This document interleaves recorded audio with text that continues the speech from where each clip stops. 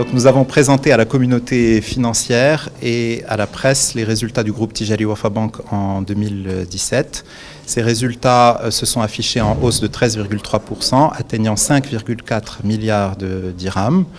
Et nous avons expliqué les facteurs à l'origine de cette croissance. Tout d'abord, il y a la croissance organique de la banque au Maroc, qui a été portée par une bonne croissance des crédits, puisque les crédits accélèrent, la demande de crédit, notamment des crédits entreprises, s'affiche en accélération par rapport à l'année 2016, mais aussi par une bonne croissance des commissions, suite à la poursuite de l'amélioration de l'efficacité commerciale de nos forces de vente, et notamment en agence, et enfin par une bonne performance des résultats des opérations de marché, malgré une base qui était 2016, qui était vraiment exceptionnelle. Donc c'était compliqué d'afficher une croissance et nous avons tout de même réussi à travers une bonne stratégie dans ce domaine. Et donc, deuxième grand facteur de croissance, c'est la croissance organique de la banque de détail à l'international, dont la contribution au résultat net part du groupe s'est affichée en croissance de 15%. Et enfin, troisième facteur, c'est la croissance externe qui s'est matérialisée principalement par deux grandes opérations.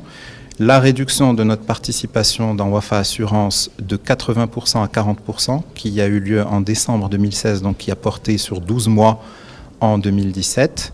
Et ensuite, l'acquisition d'Atijari Wafa Bank Égypte, qui s'appelait auparavant Barclays Bank Égypte et qui a eu lieu en mai, donc qui n'a été consolidé que sur 8 mois. Donc malgré cette différence entre 8 mois positifs pour l'Égypte et 12 mois négatifs sur la réduction de la participation dans Wafa Assurance, l'opération a tout de même contribué à l'accélération de la croissance de nos résultats, puisque sans cette opération, le résultat net part du groupe n'aurait cru que de 11,3%. Donc nous avons répondu aussi aux questions, et notamment celles qui portaient sur les perspectives 2018 qui s'annoncent positives au Maroc, notamment avec une croissance des crédits qui se poursuit, même si elle n'est pas très élevée, en tout cas elle est supérieure à ce qu'elle était auparavant. Avec une transformation digitale qui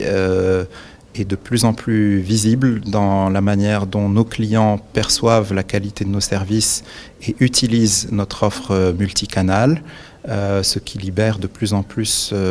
les énergies de nos forces de vente pour qu'elles s'occupent de l'intérêt des clients plutôt qu'elles exécutent leurs opérations, et notamment les opérations simples. Aujourd'hui, plus de 40% de nos opérations simples passent par ces nouveaux canaux, et nous continuons à investir dans ce domaine.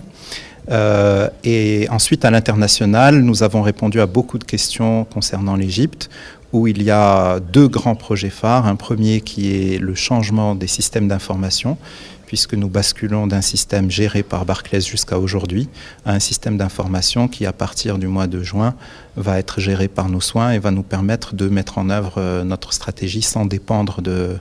des systèmes d'information d'un tiers.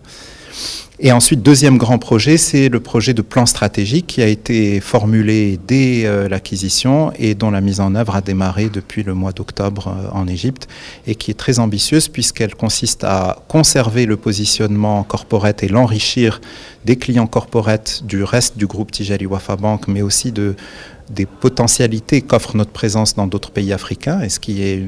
un facteur différenciant important sur le marché égyptien,